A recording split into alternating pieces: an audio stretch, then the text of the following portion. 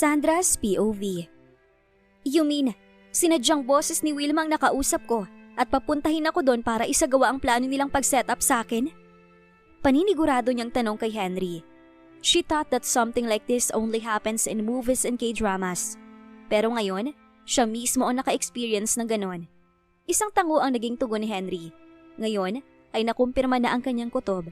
Talagang si Don Emmanuel ang may pakana ng lahat. Siguro, ang pagkawala ni Wilma ay ito rin ang may kasalanan, pati ang aksidenteng nangyari kay Enrique. What should we do now? Have you already asked for help from the authorities in Japan? Tanong niya ulit.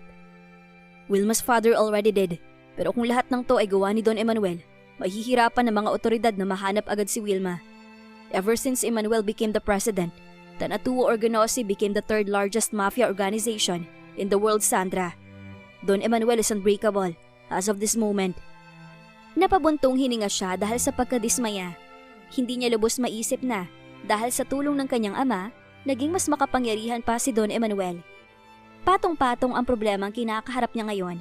Hindi na niya alam kung kakayanin niya ba itong ayusin, gayong mag-isa siyang lalaban. Maybe you should focus on finding your girlfriend, Bud. Sabat ni Rain. Then what about Enrique and Sandra? Who will help them? Hindi pa kami makakagalaw hanggat hindi nagigising si Enrique. Problema niya to, kaya siya lang ang makakaayos nito at hindi tayo. All we can do for now is wait and protect what he cherishes the most. Maybe I will just get home and sort things out. Mahina naman niyang sambit. Gustuhin man niyang manatili doon, ayaw niyang dumagdag pa sa pasanin ni Henry. You can't, Sandra. Malalagot ako kay Enrique kapag may nangyaring masama sa'yo.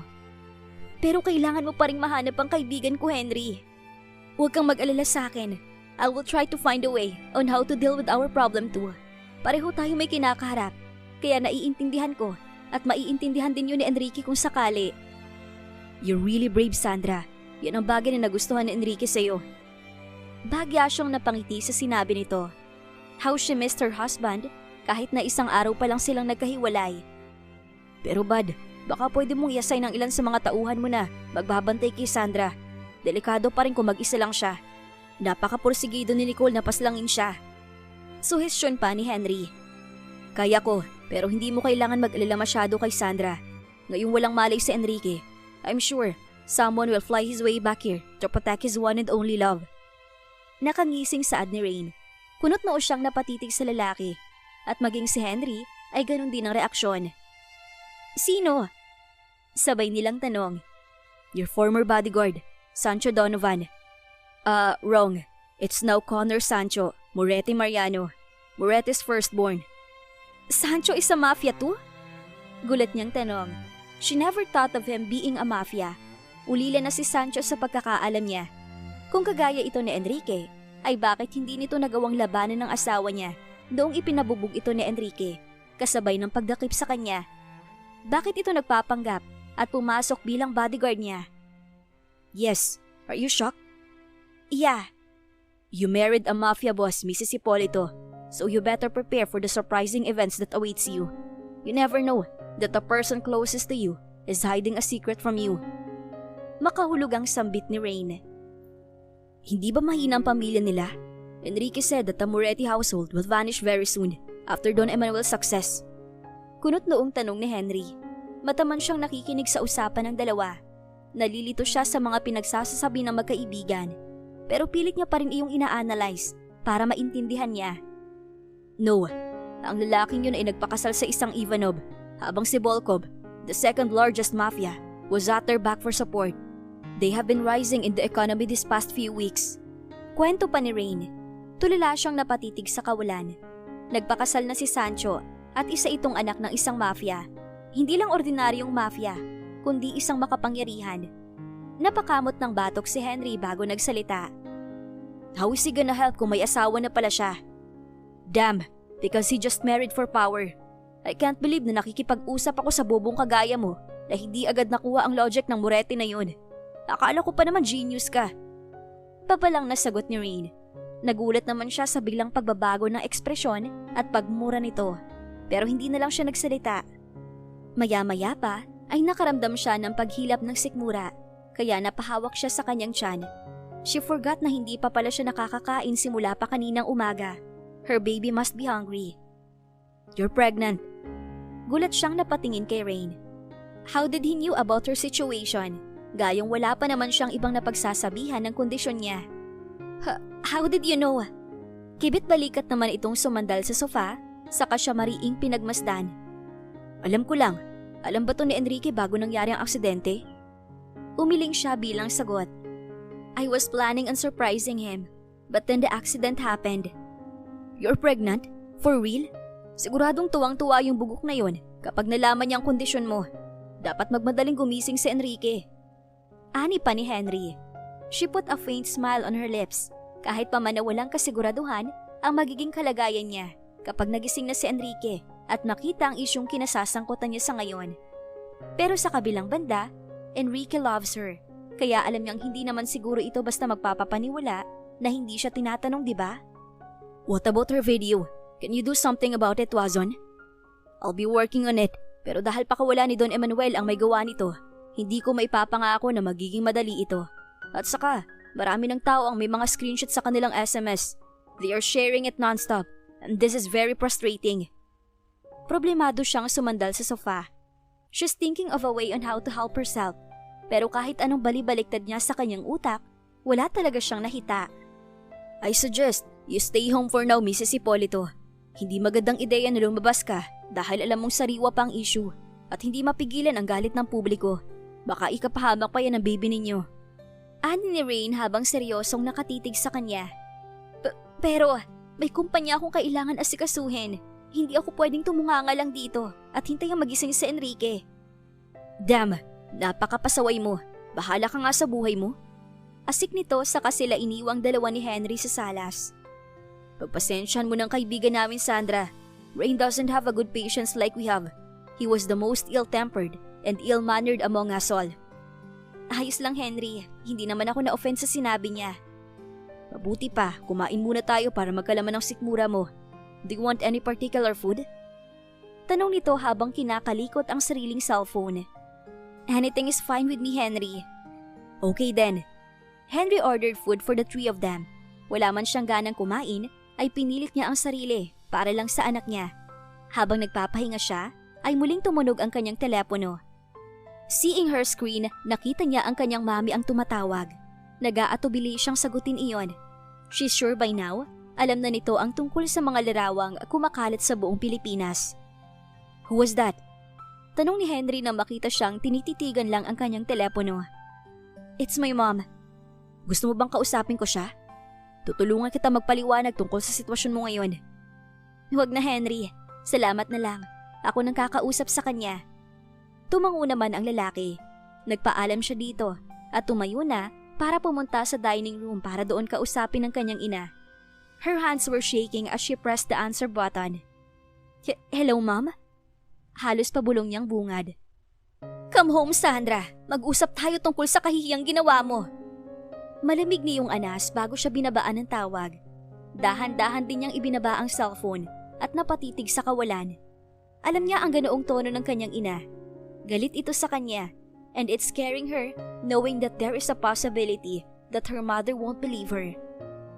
Is there something wrong, Sandra? Tanong ni Henry sa kanya nang mag-angat ito ng tingin mula sa pagkakatutok sa kanyang laptop.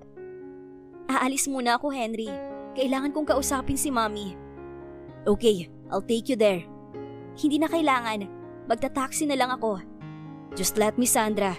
I know you're an independent woman, pero kailangan mo ako ngayon. Maraming media sa labas ng kondo na naghihintay na makalabas ka. Somebody must have tipped them na nandito ka, kaya nagkalat din sila sa labas. Anito saka tumayo na. Hindi na siya nakipagtalo pa sa binata. Bagkus ay tahimik na lang siyang sumunod dito. Pagkarating nila sa parking lot, ay pinasakay siya nito sa isang tinted na kotse. Hindi nga nagsisinungaling si Henry dahil pagkalabas ng sasakyan nila ay nagkalat nga ang maraming media personalities na naroon. Maging ang ibang mga taong nakikiusyoso. Laking pasasalamat na lang niya at nakalampas sila na walang kahit na anong aberyang nangyari. Tahimik siya sa buong biyahe.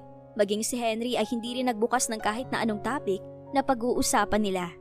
Ganun pa man, labis pa rin ang pangamba na kanyang nararamdaman. lalong-lalo na nang makarating sila sa subdivision ng kanilang bahay. Sa labas ng guardhouse ay may iilan ring taong nakaabang at sigurado siyang maging ang mga yon ay siya ang pakay. "Do you want me to accompany you inside?" Tanong ni Henry sa kanya pagkahinto nilang dalawa sa gate ng bahay nila. "Thanks, but I can handle this. Mami ko lang naman ang nasa loob kaya ayos lang." "Okay, just call me if anything happens. Maghihintay lang ako dito sa labas, just in case kailangan mo ang tulong ko." Tumango siya at lumabas na ng sasakyan. Matapos ng ilang doorbell, ay si Manang Lucia mismo ang nagbukas ng gate para sa kanya. "Kamusta ka na, Iha? Ayos ka lang ba?" "Ayos lang po ako, Manang. Si Mami po. Nasa loob at hinihintay ka na." "Sige po, Manang." Tumango ang matanda kaya't nauna na siyang naglakad papasok. Naabutan niyang nakaupo sa sofa ng salas ang kanyang mami. Nang makita siya nito, ay agad itong tumayo at sinalubong siya. Inaasahan niyang tatanungin siya nito kung ayos lang siya pagkatapos ng kaguluhang nangyari ngayon. Pero nang makalapit sa kanya ang kanyang mami, ay agad na dumapo sa kanyang pisngi ang isang malutong na sampal. Habang sapu ang kanyang pisngi, ay dahan-dahan siyang lumingon sa kanyang ina. Pero hindi pa siya nakakabawi, ay dumapo na naman ang isa nitong palad sa kanyang kaliwang pisngi. Mom! How could you do this to me, Sandra? How could you ruin our family?" "Mom, let me explain. Hindi ko alam kung paano." Hindi pa niya natatapos ang kanyang sasabihin nang muli siya nitong sampalin. "Explain? You'll explain what? Na nakipagsiping ka sa ibang lalaki? My God, Sandra! Hindi ka namin pinalaki ng daddy mo para maging masamang babae." "Please, Mommy, maniwala ka sa akin. It was Don Emanuel's plan. Balak niya sirain ang relasyon namin ni Enrique, kaya sinet up niya ako." Pagpapaliwanag niya, pero mas lalo lang nag-apoy sa galit ang mga mata ng kanyang ina. "Hindi ka ba nahihiya? Pati father-in-law mo, gagawan mo na ng kwento para lang malinis ang pangalan mo. Emmanuel was a very kind to us, Sandra. Simula nang pumanaw ang daddy mo, hindi niya tayo pinabayaan. Lalong-lalo ka na." Patuloy lang siya sa pag-iyak.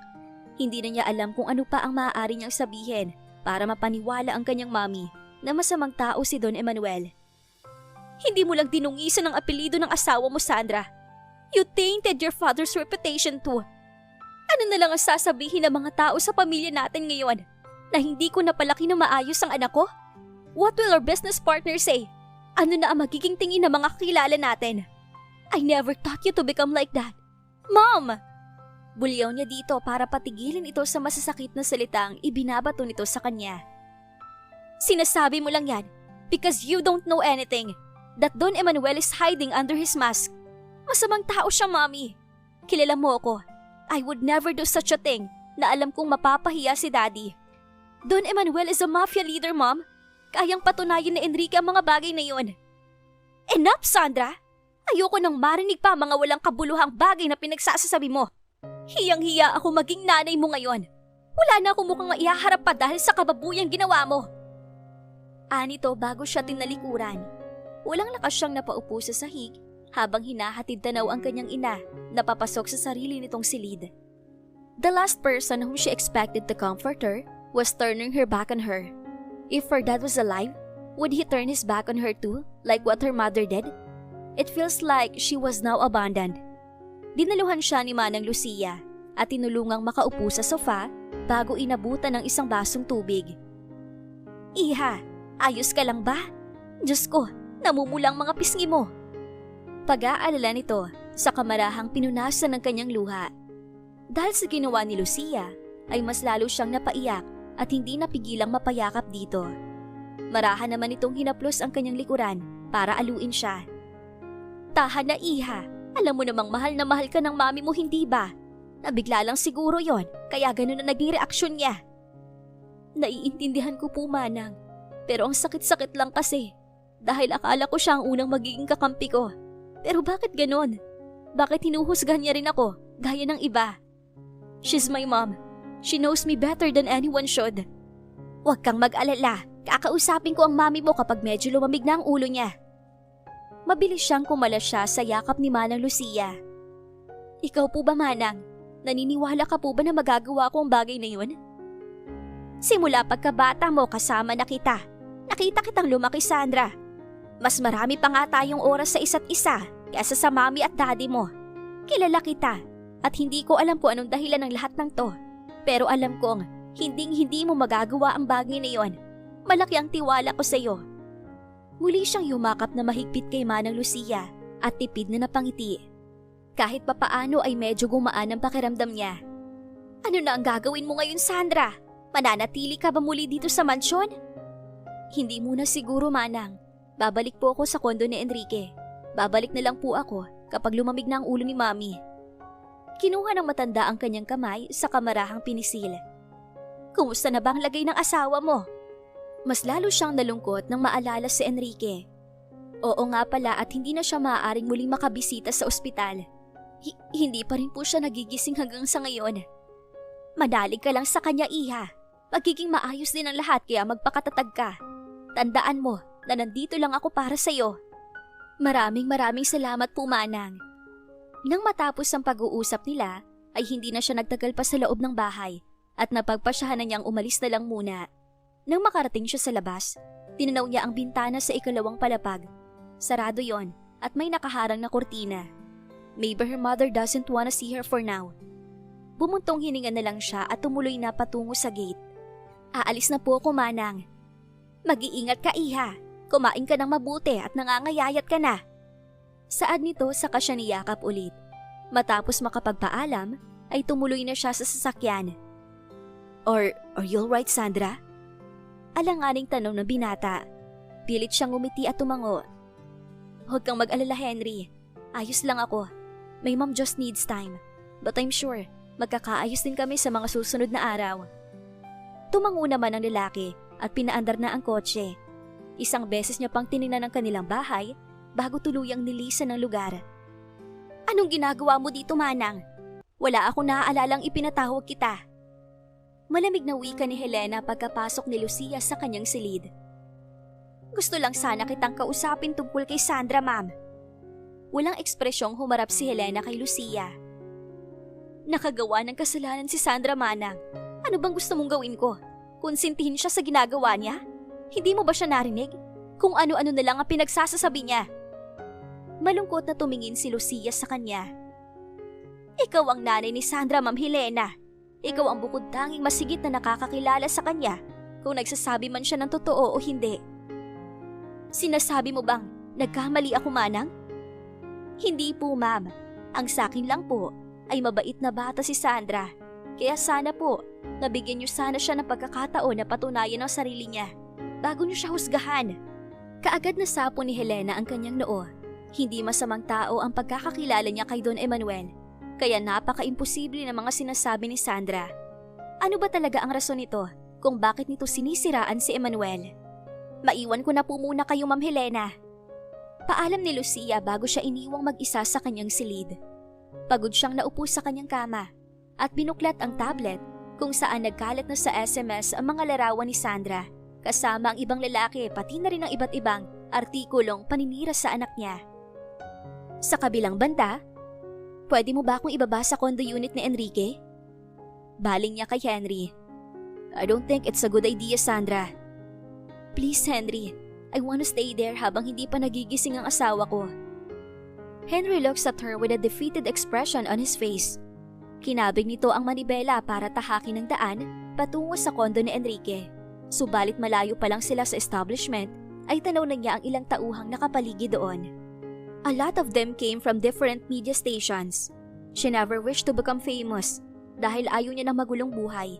Pero heto siya ngayon at pinagkakaguluhan ng maraming tao dahil sa negatibong dahilan.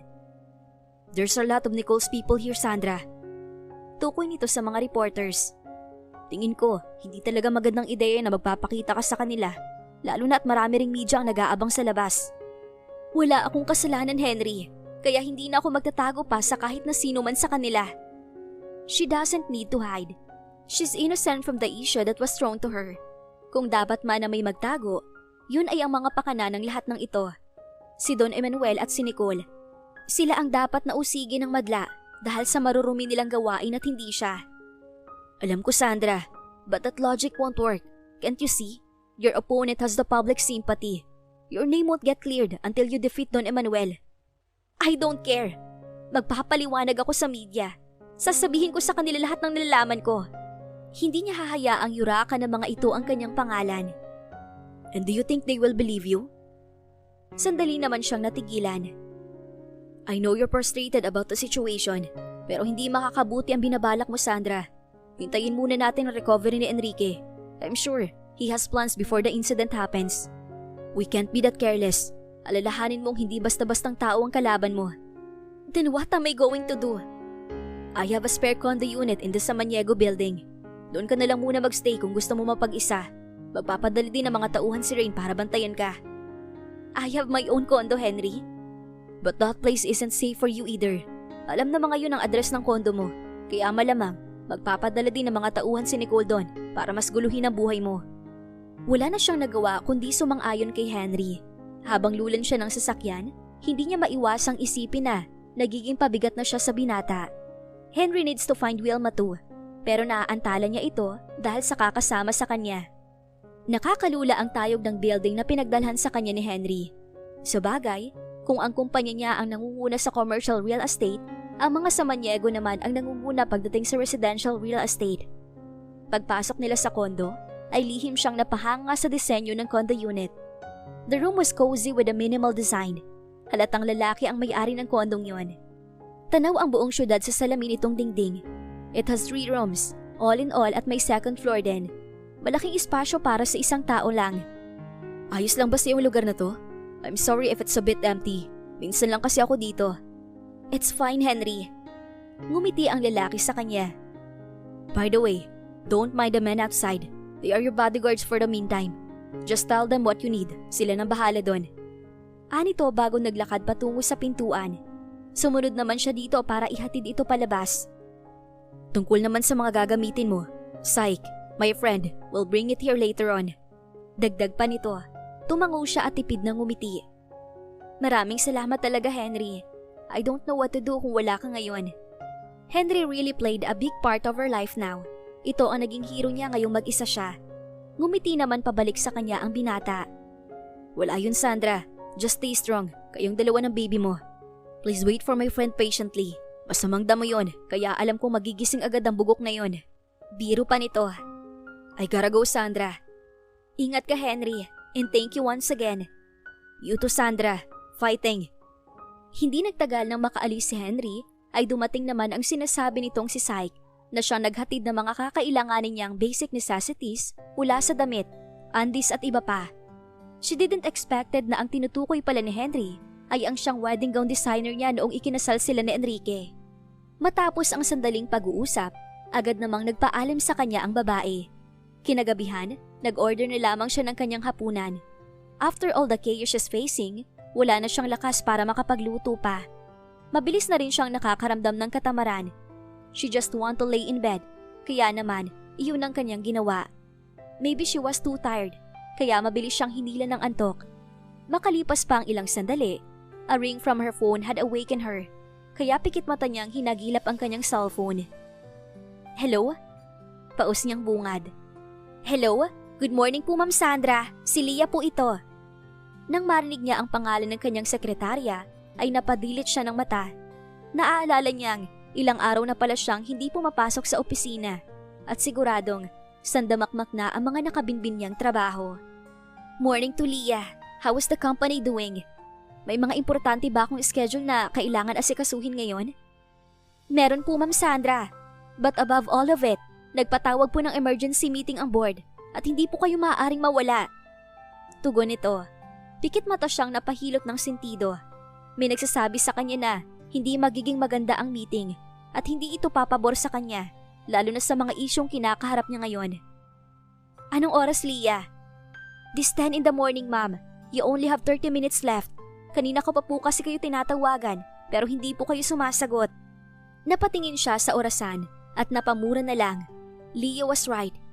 Okay, I'll be there, Leah. Aniya at mabilis na bumangon ng kama na hindi na hinihintay na makasagot pa ang babae. Mahilo-hilo siyang naglakad patungong banyo. Hindi maganda ang kanyang pakiramdam, pero kailangan niya makahabol sa meeting. She chose a baby pink formal dress na ibinigay ni Sai kagabi. Pinaresan niya ito ng flat shoes. She read somewhere that shoes with heels aren't good for pregnant woman. Na makontento siya sa kanyang ayos, ay mabilis siyang lumabas ng kondong tinutuluyan niya. Ma'am, bilin po sa amin na hindi kayo pwedeng umalis. Harang sa kanya ng lalaking nagbabantay sa labas ng pinto. I have an emergency meeting sa kumpanya, kaya kailangan kong umalis. Pero ma'am, mahigpit po ang bilin ni Sir Henry sa amin na bantayan kayo at ilayo sa anumang peligro. Tugon naman ng lalaki. Nagpakawala siya ng buntong hininga at isa-isang tiningnan ng 4 na lalaking naroon. Okay, samahan niyo na lang ako. I don't have time to argue with you dahil malilate na ako sa meeting ko. Mataman siyang tinitigan ni Adler bago nito binunot ang cellphone. Lumayo ito sa kanya na may kausap na ito. Pero ilang minuto lang, muli na itong bumalik sa kinaroroonan niya. Tara na po ma'am, ihahatid po namin kayo sa opisina ninyo. She sighed in relief. Sumunod na siya kay Adler habang ang 3 namang lalaki ay nakabuntot sa kanyang likuran.